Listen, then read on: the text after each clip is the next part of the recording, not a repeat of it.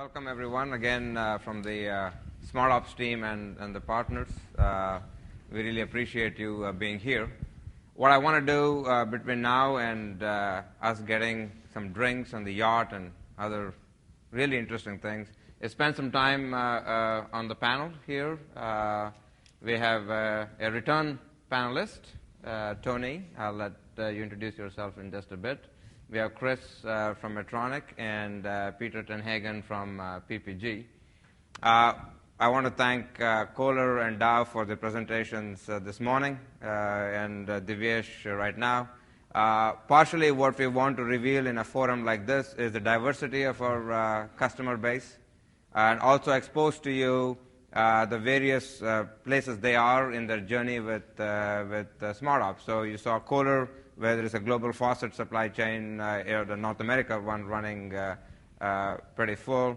You see Dow AgroSciences story, and then LSI a bit younger. Here again, I thought you can see medical devices in the form of Medtronic, consumer products, the J&J consumer, and then the chemical industry. So you see some of the industry spread. Also, I want to discuss, I think, the different IT footprints people have. Some of them are SAP shop, and some of them are in a mix, and some of them are not SAP shop. So we want to discuss some of those topics. So over the next 30 minutes or so, I wanted to cover some of the topics that you have heard earlier today, and then some other new topics. But before I do that, maybe Tony, you introduce yourself, your role, and the company for a bit. Sure. Good afternoon, everyone. My name is Tony Verbeck. I'm the Director of Process and Strategy within our North American consumer business for Johnson & Johnson. It's about an $8 billion business with some household brands like Neutrogena, Band-Aids, Johnson & Johnson Dental Floss, et cetera, et cetera. We have had a relationship with Sridhar and SmartOps for a long time. We chose to wait until our SAP implementation was complete, which was in 2008, where we implemented a fairly large platform with ECC, APO, BW, amongst others. After a stability period, post that implementation, we started a project to implement SmartOps in an integrated fashion, and we completed that project last year.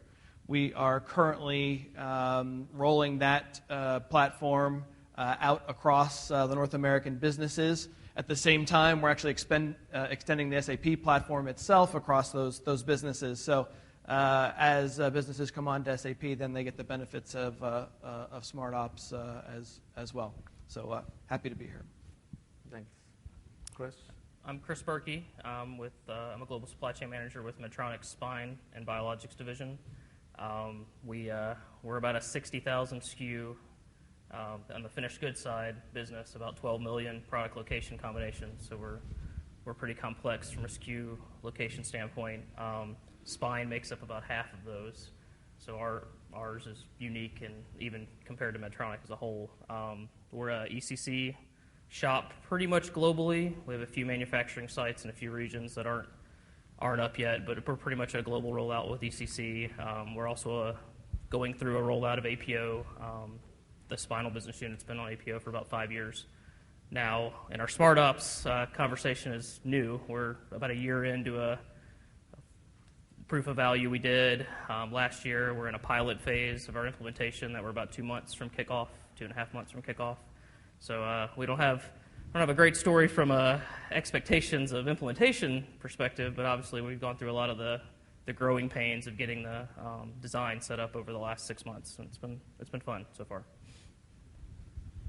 Peter? Okay. Well, hello. I'm Peter Hagen. I'm with PPG Industries.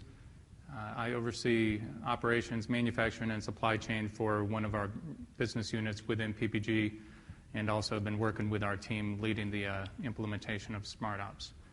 PPG is a diversified chemical company. We've got 13 different business units.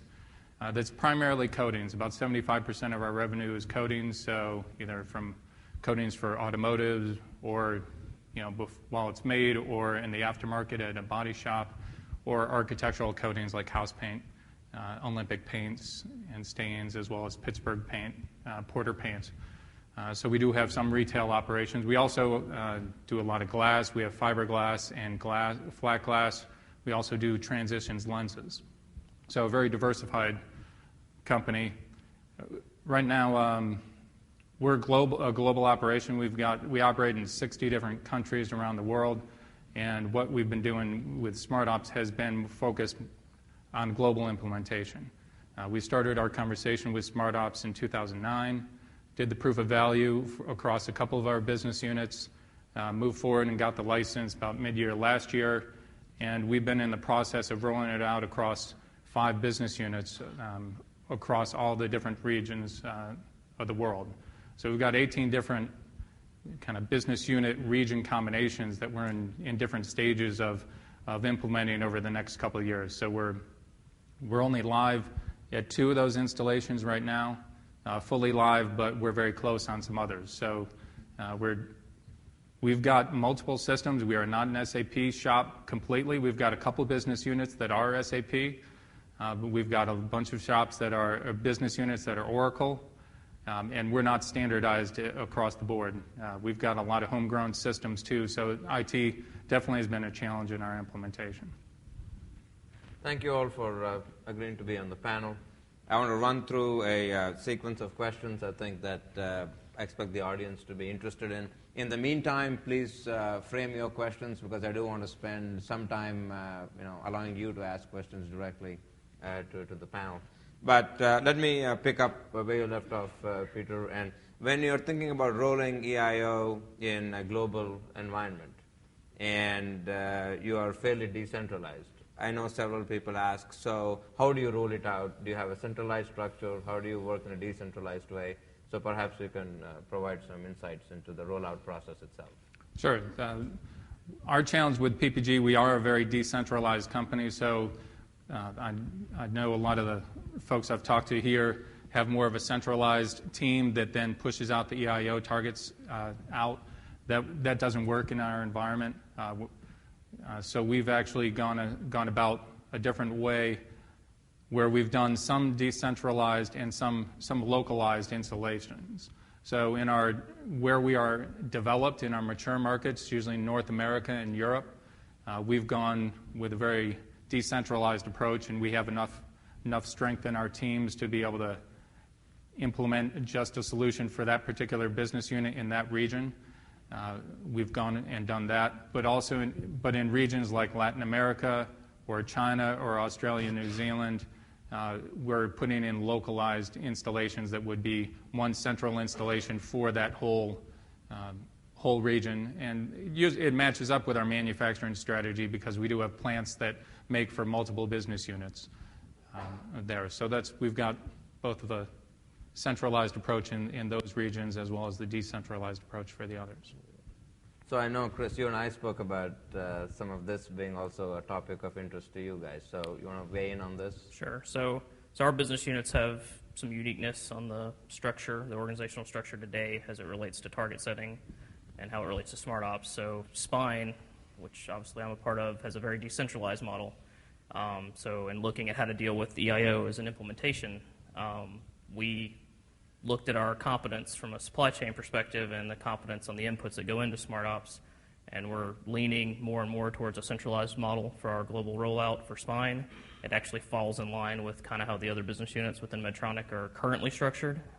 So it should be a fairly seamless process on the supply side. On the demand side, we're very decentralized in Spine.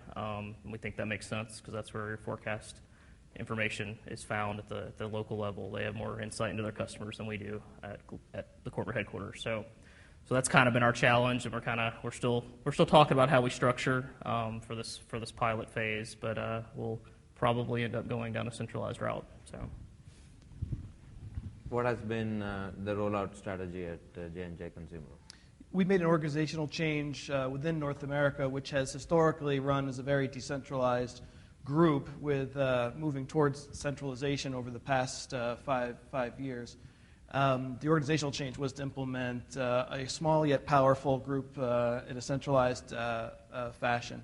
The accountability for inventory and customer service lies heavily with the planning groups within the business units. But now within the United States, they all report into one individual, which was not the case 4 or 5 years ago. So we implemented a centralized group that really is rolling it out across the businesses and is accountable for best practices and the overall regional results.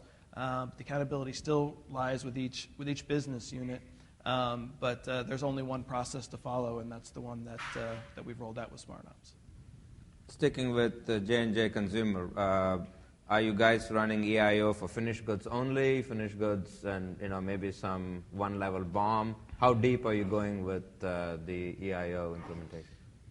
Our manufacturing footprint is about 50-50 with internal manufacturing plants, of which there are 4 in North America, and the other 50% is third-party manufacturers, so completely outsourced, very much like what was just described in the last presentation. We provide a purchase order, and they provide the finished goods. So for all finished goods, that is what is in scope. We have implemented multi-echelon for the internal plants, but to be completely honest, I don't think we've fully realized the benefits there. We have a significant business case just around the finished goods, and we've chosen to focus on that in the early phases. One piece of functionality that we leverage pretty significantly is the batch size offset. We have, over the years, we've built a supply chain. Don't think we're alone in this, based on cost, unfortunately, and we're going through a transitional phase. But while the batch sizes are large, the SmartOps functionality to use the size of the batch to offset your uncertainty has been where a significant amount of benefits to be realized. So we're focusing on that, but certainly over the coming years, we intend to leverage the multi-echelon piece as well. Medtronic and Spine. So Medtronic has, like most things we do, we have 2 divergent paths for our 2 business units that are in the pilot. Spine is going down a finished goods path, so we're going to globally roll out. I finished 2 product families in our finished goods set for the pilot. Our cardiovascular business unit is going to roll out a production facility, and they're going to go to the raw material level. And a lot of that has to do with where money is, where dollars are. So on the spine side, most of our dollars are on the finished goods side. Vast majority of our dollars are on the finished goods side. So we made the conscious decision that that's where our value is. We do have 60,000 finished goods, so we're gonna spend some time fleshing that finished goods side out on the spine side, and we'll deal with the component side at a later date with the tool. But we expect to go there eventually. We'll let CV test some of that stuff. Well, it all depends on the different business units. We're taking different approaches for our architectural business and or actually most of our performance coatings business, architectural, refinish, performance in marine coatings, and also the aerospace business. We're dealing more with finished goods. We've got potential to potentially go downstream. Most of our inventory in architectural and refinish is more through distribution, and so our biggest inventory lies there. With our architectural business, we own 400 different retail outlets, retail stores. So that's where a lot of the MIPO savings will actually come from once we get those on board. So we're talking about 400 to 450,000 SKU locations that we'd have to manage, and so that's where we see the advantage of MIPO. For our automotive business, we're dealing with a small group of customers, the GMs, the Chryslers, and you've got a small amount of finished goods. Most of your inventory is actually in intermediates and raw materials, and so they're focusing more on the downstream products, and as well as some of our other businesses that are more make-to-order. They're going to focus more on intermediates and raws. In raw materials. Taking a step back, I think people are always wondering, what is the major driver of doing AIO? Is it working capital productivity driven by the crisis of 2008? Is it service level improvement? Is it overall cost reduction? I know all things matter, but one thing drives the reason for doing this. So maybe start with you, Tony, and see what was the driver within J&J for putting EIO in place. I've spent a long time in supply chain and myself and my friends refer to the pendulum. I don't know if this is going to resonate with anybody, but some years it's customer service and some years it's inventory. Honestly, when we started this journey, we were honestly looking at primarily inventory reduction, and in fact, that's how we justified the business case. In reality, what has transpired over the last few years is we have focused far more on the service side than actually on the inventory reduction side. So I do walk around the halls of J&J quoting "fix the mix." So, and sometimes I even hear my boss use those words, which I count as a success. But at the end of the day, I think a balanced approach is where the true value comes from. From a practical perspective, I think it's a bit harder to get our commercial partners to sign up for increased revenues when justifying it. But at the end of the day, the real business value comes from doing both. And as for every business that we approach, we find about 2/3 of the products will recommend a lower, but about 1/3 will recommend a higher target. And I honestly believe that we make a lot more sound business strategies when we look at the third. So I think the working capital inventory reduction is definitely how we made our business case for Medtronic. I think the service level thing is what we're going to see. That's kind of what we saw in the proof of value. We saw both. We saw inventory reduction and on some parts and on dollars as a whole, but we had quite a few parts that we saw inventory go up. I think the bigger question for us, we have a gap with standard APO in the calculation of safety stock, and we were looking for a tool that gave us an intelligent way to systemize the process of reviewing targets, which when you have 12 million product locations on the finished goods side, you don't review target, every location very often. So that was probably the first thing that kind of drew us to the EIO conversation and led us to look for vendors and ultimately to do the proof of value with SmartOps. Yeah. For us, it was more working capital initially, and that's what got us to justify the project and get the timing. The timing was right to come in and bring the software in. We've since changed the name to not just inventory optimization, but to service and inventory optimization, because we are finding opportunities to fix the mix, and it's definitely helping. The results are proven to what Tony said. We are increasing service levels on some of the A items, getting inventory levels higher, and maybe on the C items, inventory is a little lower. Net is still helping on both. But one other thing we saw was our processes. Supply chain isn't as mature. I guess it's not to the level of maybe some of the other organizations here at PPG, and especially in some of the other regions where we're just growing and we're just trying to keep up. We saw an opportunity to put SmartOps in and these tools in and put some processes in place to really help facilitate the growth and make it more scalable and make it less manual. And especially when we're trying to think more globally, we saw an opportunity to standardize our measures, metrics, and our approach globally. So this is actually the first system that we put in place that's now the global standard across the business, where before every region was allowed to make their own choices on what systems to put in place, what ERP system to put in place.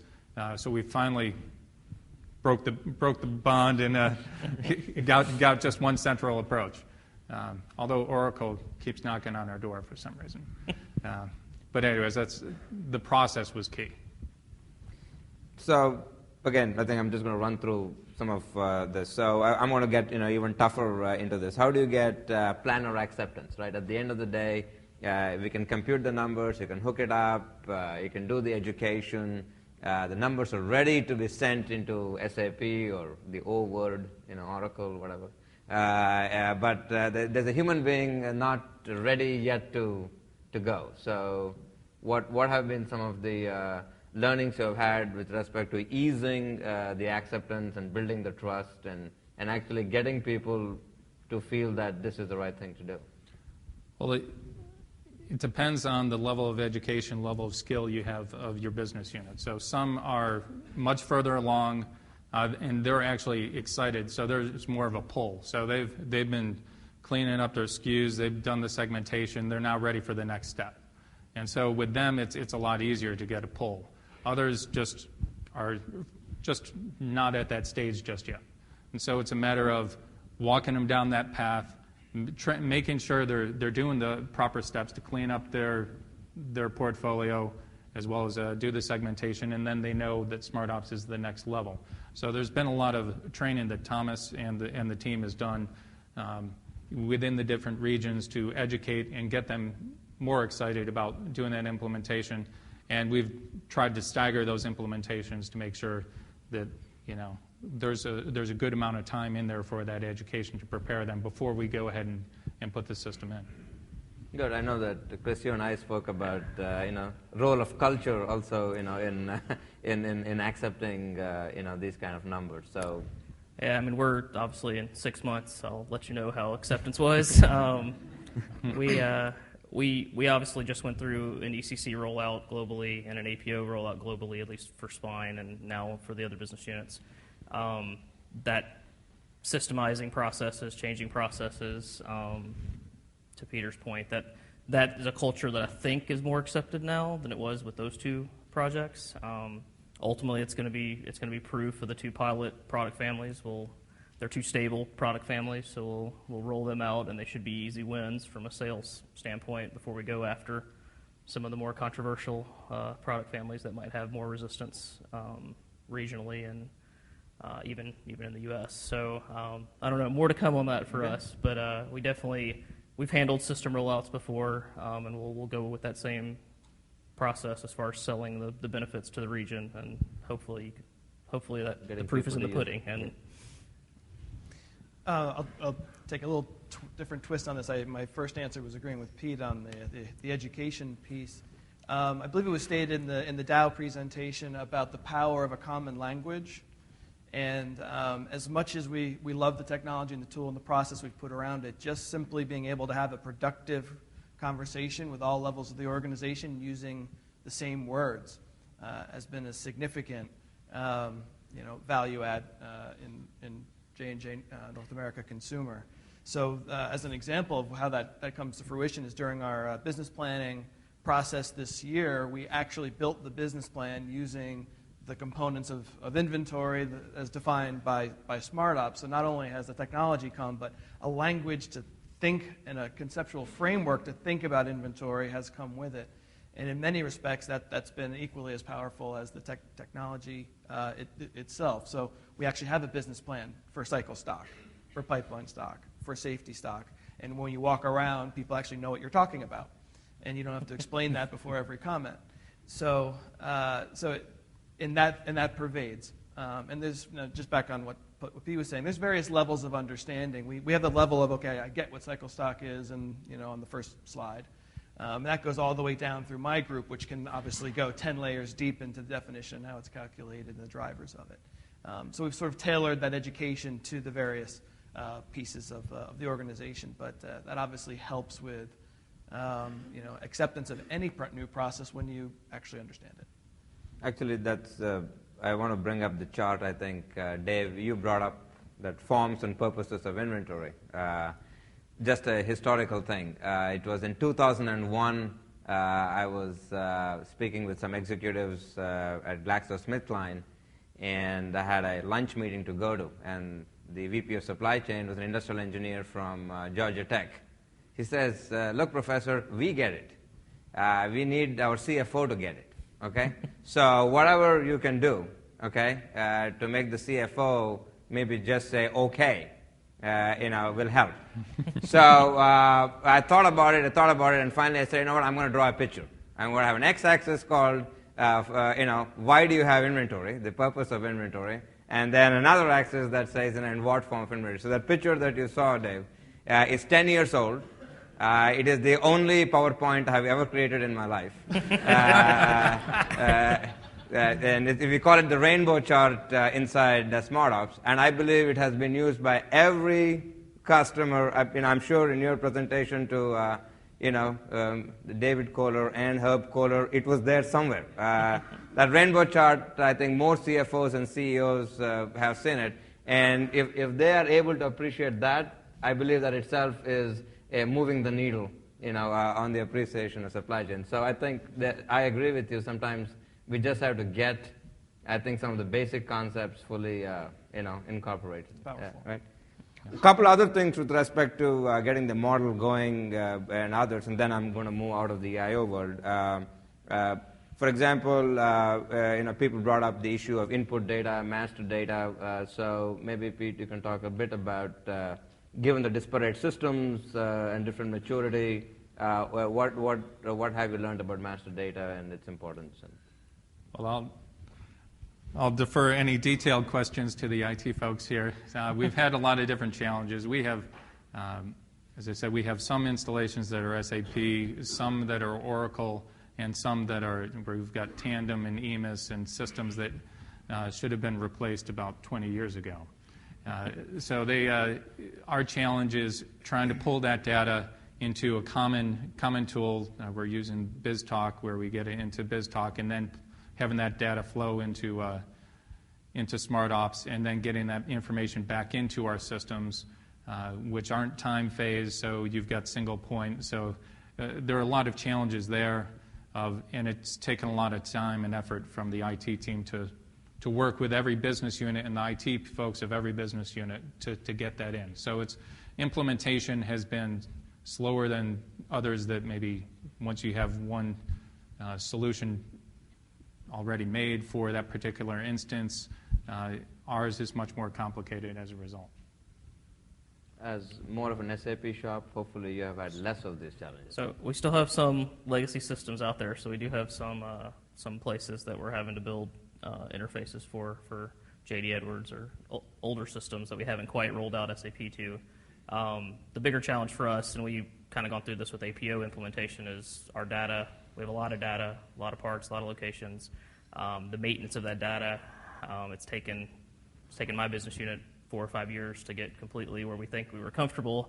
We get SmartOps, and our data is not precise enough for the tool. So we're back to re-engineering kind of some of our data that was good enough for APO, but was at a level that influences SmartOps algorithms more than we expected it to. So we're actually going through a revisiting of some of our data that doesn't break APO, but will cause some confusion with SmartOps, and that's been an interesting challenge because we expected our data to be okay, at least on the spine side, and it's been a fun couple months of cleaning up residual data that we didn't expect to have to fix. So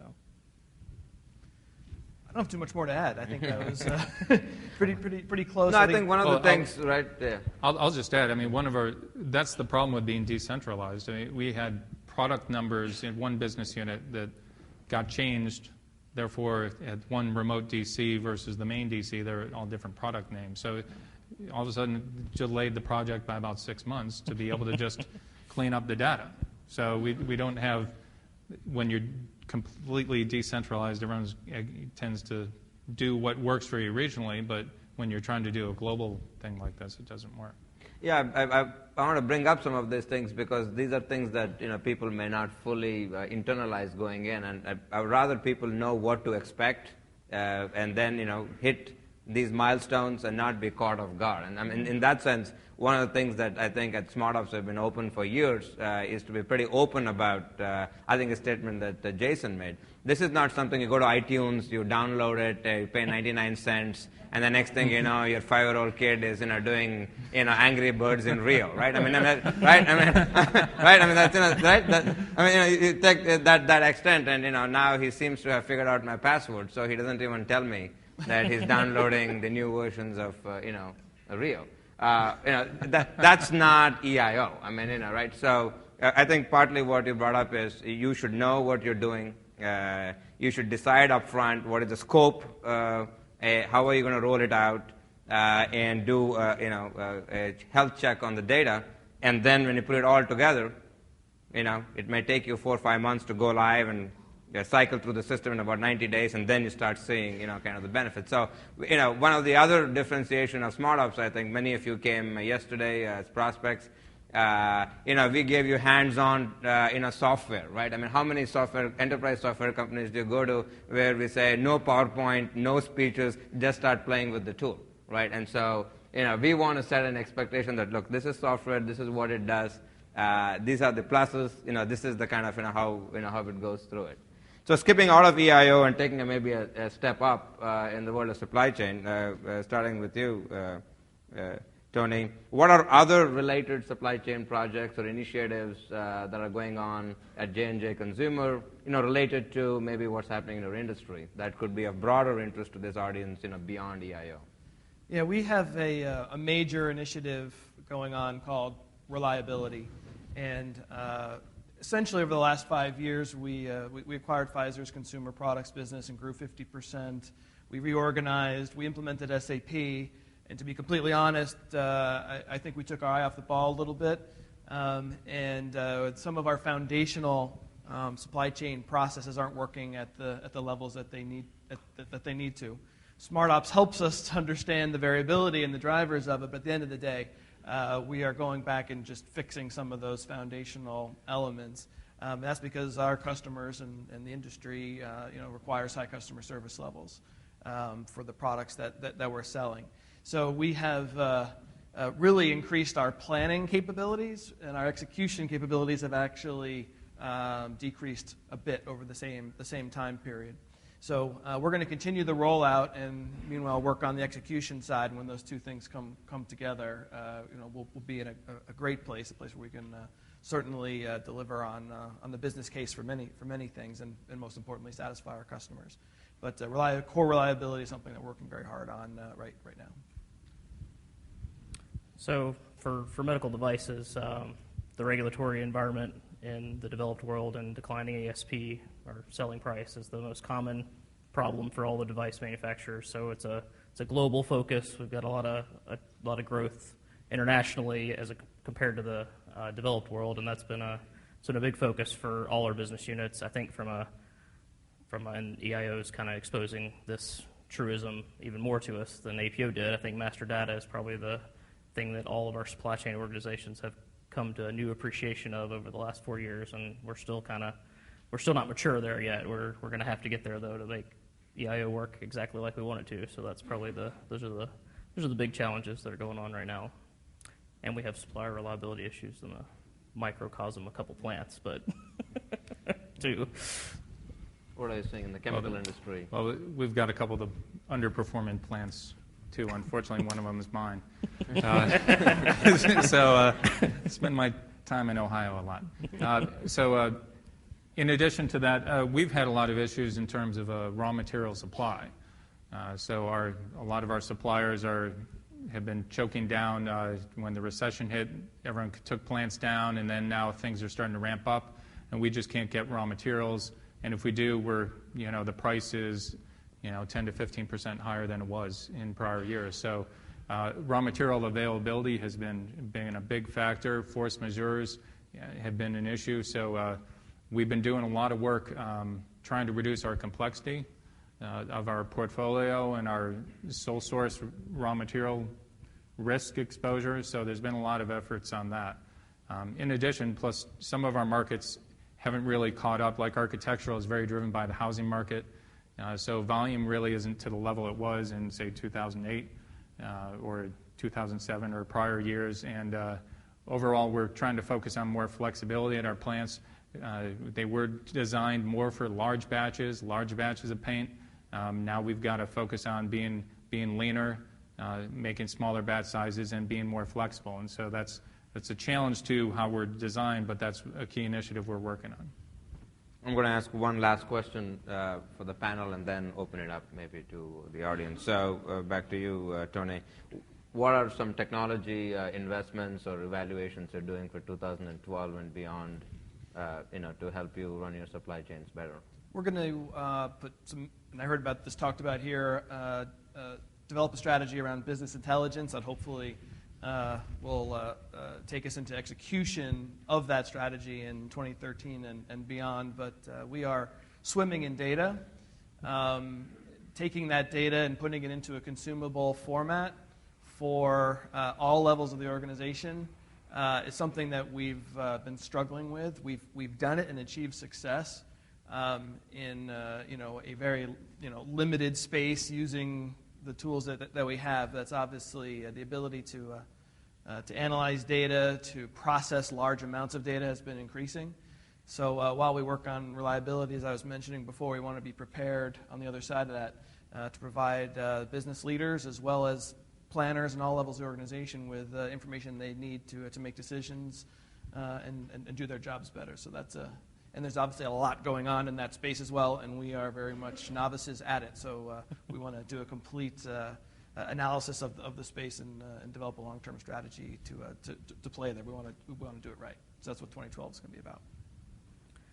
I think 2012 will be our global SmartOps rollout. It'll probably dominate most of our from a technology standpoint. That'll be a big focus for us. We're obviously rolling out a small pilot, and we're under the expectation that we'll continue that rollout across the spinal and the cardiovascular business units, and then hopefully take on a new business unit from one of our other ones at some point in 2012. That's the expectation anyway. And for 2012, we'll continue our global rollout for the businesses that are licensed. We're also all the other business units are evaluating SmartOps, so we may add much more complexity to the SmartOps team if we get other business units on. So our challenge is really more on the implementation front, and by then we'll be much further along on those that are live or going live very soon. So hopefully we'll have some better results or some final results for the next year's forum. Great. So I think I've asked maybe 7 to 8 set of questions, which I've heard from the audience over the last few days. But let me open up to maybe a sequence of questions directly to the panel.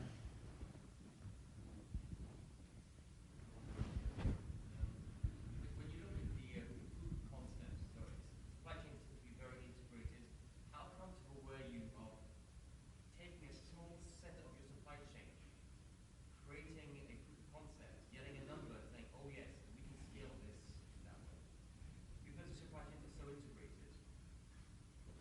what was that confidence level? How much of it was, well, it's going to be 8 million plus or minus 50%?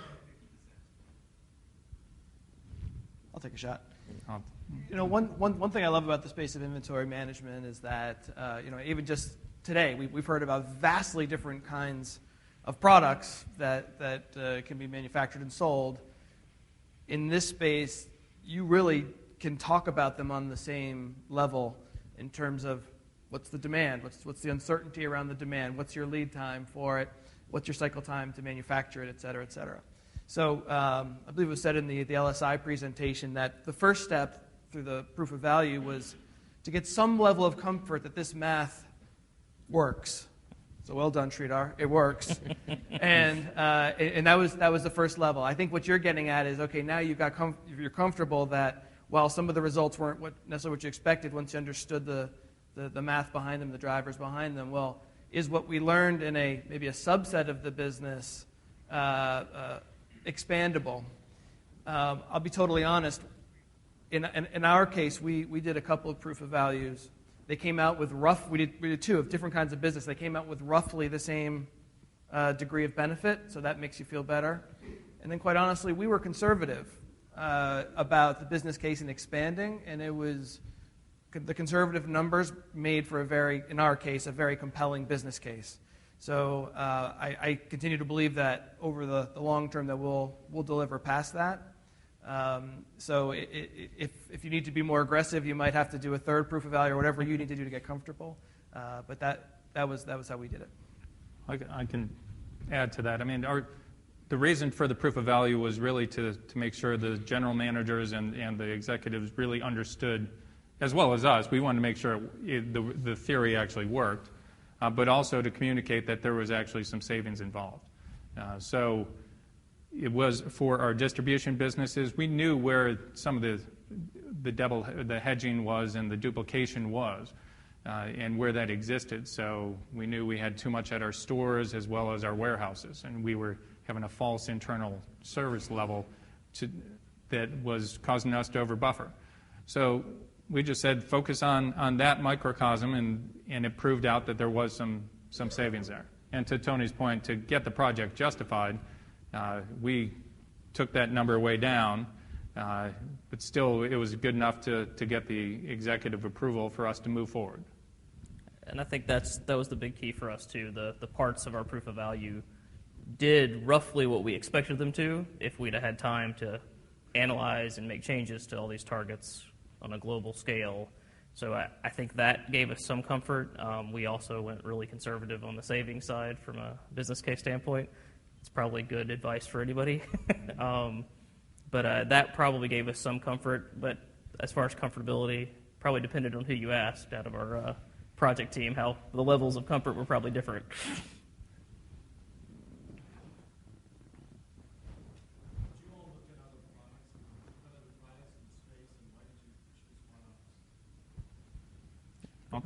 I'll take that. Yeah, we actually did something Sridhar didn't really want.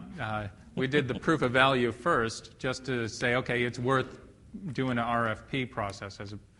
So we actually said, okay, yes, I/O works. We're fortunate that SmartOps is in Pittsburgh, so that assessment was a quicker process. But then we took a look at Logility, we took a look at Oracle. Actually, and Optient at the time. At the time, actually, Logility bought Optient during the RFP process. But we took a look at everybody and did a full evaluation because, as I said before, we were looking for one system that was going to be recommended across the company. So we had broad company representation from supply chain as well as IT evaluating and making the decision. So we did the bake-off and found that we just had our own metrics of how we compared, and SmartOps actually ended up as the best solution for us. Yeah, we did 2 proof of values, one with Optient, one with SmartOps at the same time. Logility bought Optient in the middle of our proof of value too. And ultimately, for us, we scored both companies. Ultimately, the SAP endorsement was the big driving factor in our decision. Obviously, we're moving towards a complete SAP operation, and that was a big incentivized push for SmartOps, and we did like the output. SmartOps came with promises of dashboard, working with us with stuff that we expected to see in the dashboard. So a lot of that reach out that we got from SmartOps was important in our proof of value team in analyzing whether they were capable of supporting, had a structure enough to support what we need post, for future iterations of the tool. So that was probably the deciding factor for us, those 2. Very, very similar. We hadn't done a strict bake-off, but certain SmartOps would have come out ahead simply because some of the other business teams within J&J had looked at Optient, and we were comparing notes with them, as well as some members of my team had direct experience in a different time. But honestly, it was the SAP endorsement at the same time, and our IT strategy was, thou shalt adopt SAP, which I think is still in place. And anyway, so it was those factors that came together. We should make Larry Ellison say, Oracle people shall adopt this, SmartOps. Right? That was our challenge because we had a lot of Oracle, so therefore we had to take a look at them, but they just their product didn't compare.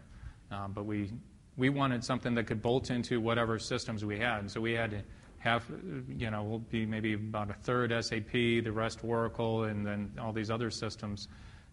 So we just needed something that was system agnostic that could plug in, and SmartOps fit the bill better than the other solutions.